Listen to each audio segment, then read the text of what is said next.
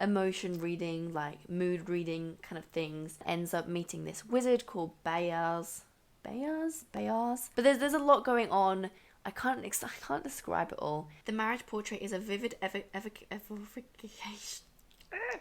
Hello and welcome back to another video. My name is Kizzy and today I'm going to be doing an autumn TBR. So all the books I'm going to read this autumn, which I'm counting as September, October, November. So 3 months. I've got I think 8 books to read, which is 2 books a month, which I feel like is a good amount of books to read. And leaves a little bit of room for some kind of like more emotion reading, like mood reading kind of things if I'm not in the mood for the books that I have here, which is not what I tend to do. I tend to fill my TBR videos really full with books and like have like 10 a month and then only read 2 and not be in the mood to read the ones that are on my list, so then I just don't read them because I feel like I'm cheating if I don't read off the list. It's all a bit of a drama. So this is a good, I feel, amount for 3 months time, and it'll make sure I actually read the books on this list. A few of these books I'm going to be like hopefully potentially buddy reading with people, which is exciting. So I'll start with that one actually, that I'm definitely going to be buddy reading, and this is definitely going to be the next book that I read.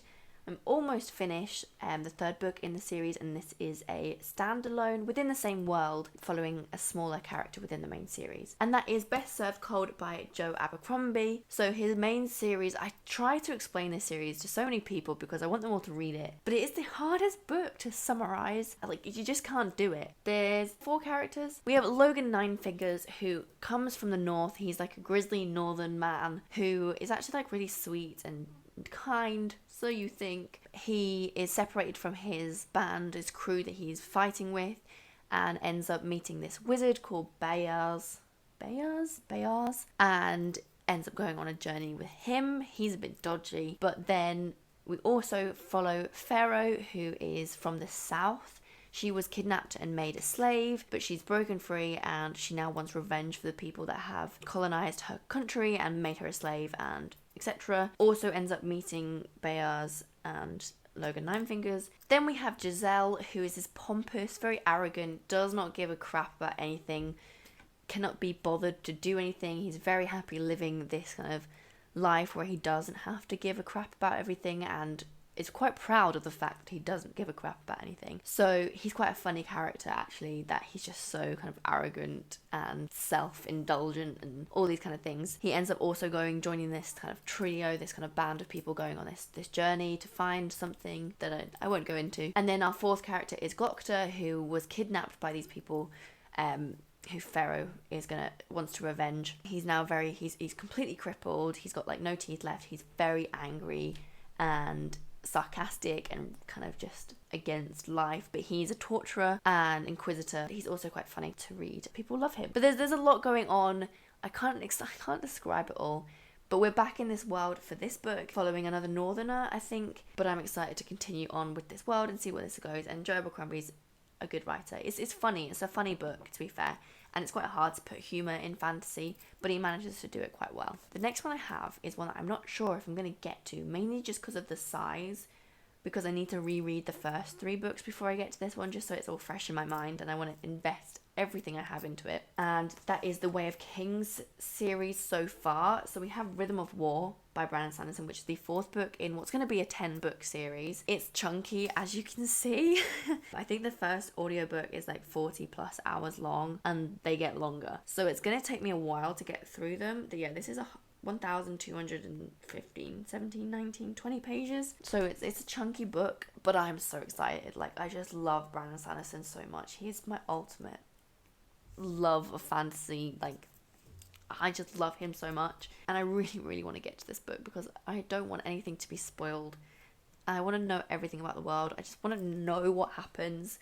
So I really, really want to get to this, and I'm going to make an effort to get to it and finish rereading the series before I do that, but I'm going to get to it. I will, I promise you. The next book I have is one that I'm also really excited for because I've kind of found this new interest in historical fiction. It's kind of come out of nowhere, but also kind of not, because I feel like it's kind of similar to a lot of fantasy, because a lot of traditional fantasy is inspired by like really historical periods, or like a lot of the time they're set in the past of this world, but with magic in them. So I feel like it's not that big of a jump to go into historical fiction. Maybe it is, maybe you'll disagree with me, I don't know. But also, Maggie O'Farrell is a very well-loved writer Feel like it's going to be good, but this is set in Florence. It's her newest release book. It's blooming gorgeous, and I'm excited to read it. So it is set in 1561 when Lucrezia, Duchess of Ferrara, my pronunciation's so bad, is taken on an unexpected visit to the country villa by her husband, Alfonso. As they sit down to dinner in the icy hall, it occurs to Lucrezia that Alfonso has a sinister purpose to bringing her here.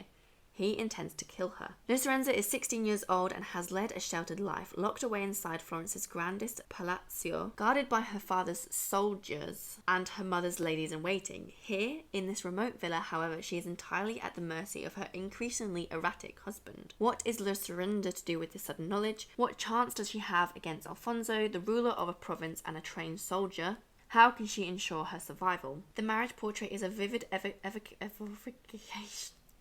evocation of the beauty and brutality of Renaissance Italy and of a young woman whose proximity to power places her in mortal danger. I'm going to Italy next month, so maybe I'll take this with me and read it there because it's about Italy. That would be quite cool. I don't care, it's a hardback. I'm strong, I can carry it. It's also the most gorgeous book I have seen in a long time. Like, it's so beautiful. I love the design and the end pages are lovely. I love myself a tiger. The next one I have is Babel by R.F. Kuang.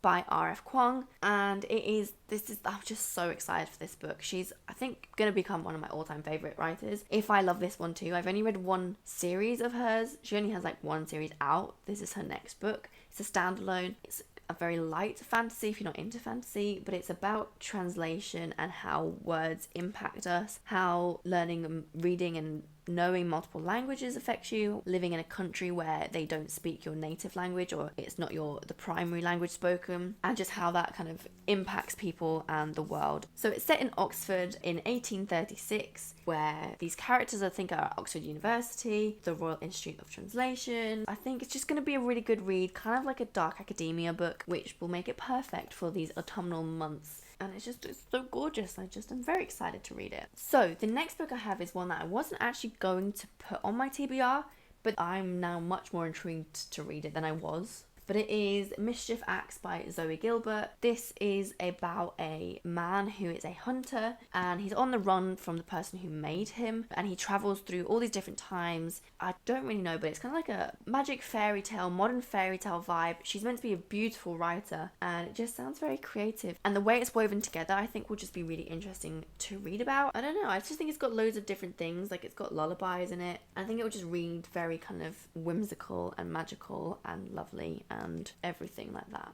I realise I have 10 books to share with you, not 8, which is what I think I said. So already the TBR's grown in the space of the time of this video. But there you go, what can I say? The next book I have is one by John Gwynne, which is one I think I'm going to be buddy reading with someone. Basically, me and my friend made a pile of books that we might read with each other. So the next 3 are on that list, so they all could be buddy read together. But this is The Shadow of the Gods by John Gwynne. I've managed to already damage it, don't know how. I don't know much about it other than it has a dragon, hopefully, in it, and it's not one of those books that has a dragon on the cover and then not a dragon inside it, because a lot of fantasy do that. Don't dangle the dream and take it away, okay? So this is a Norse-inspired fantasy, which I haven't read very many of. They've always been kind of like Greek or not really inspired by any kind of mythology. So I'm excited to get into that. Like, I love mythology and like seeing where they come from, and I did study Norse at uni, so it'll be fun. I think John Gwynne is meant to be a really great writer. He also wrote Malice, which I feel like is one that a lot of people have read or a lot of people love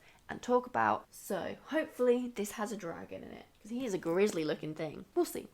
The next one I have is another one that I've owned for ages. It was when I went through like a little phase of mine of buying like ones that everyone recommend as kind of like a baseline thing to read, and then I did not read them for ages. I've only just started like getting around to them.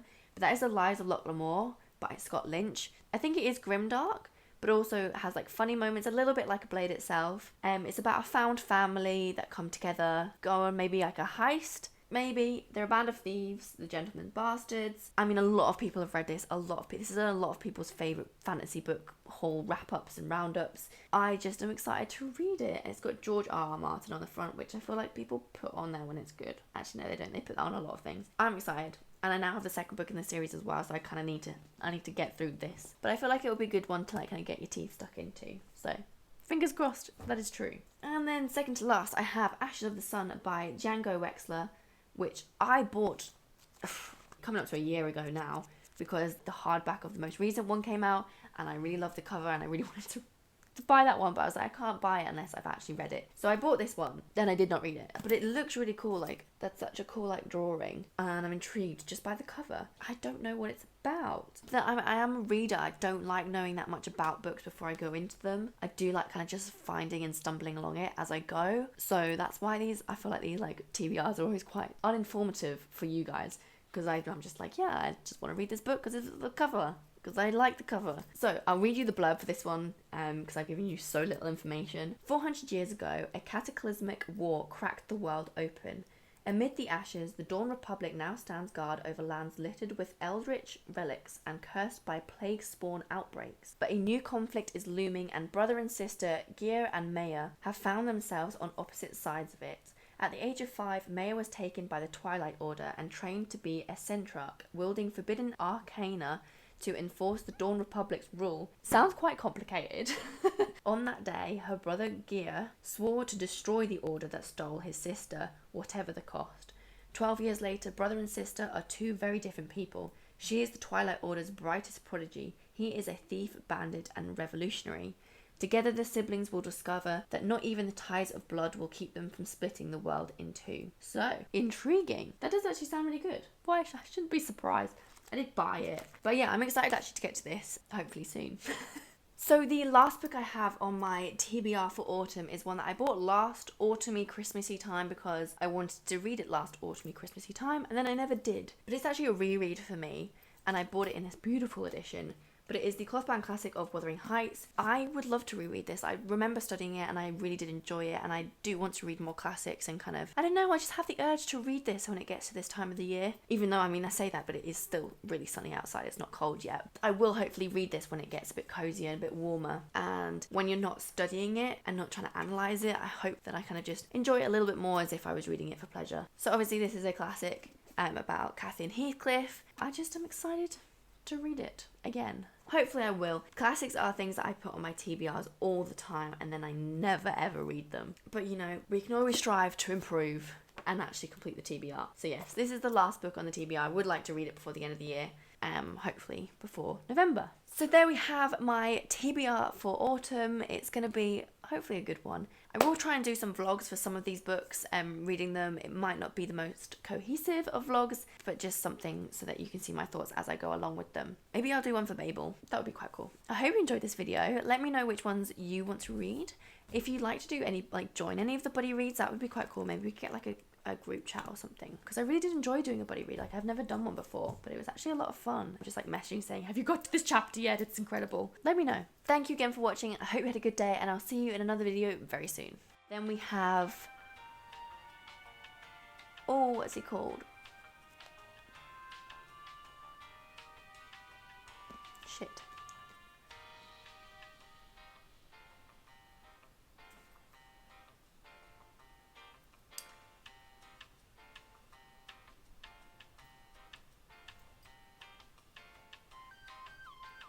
Giselle.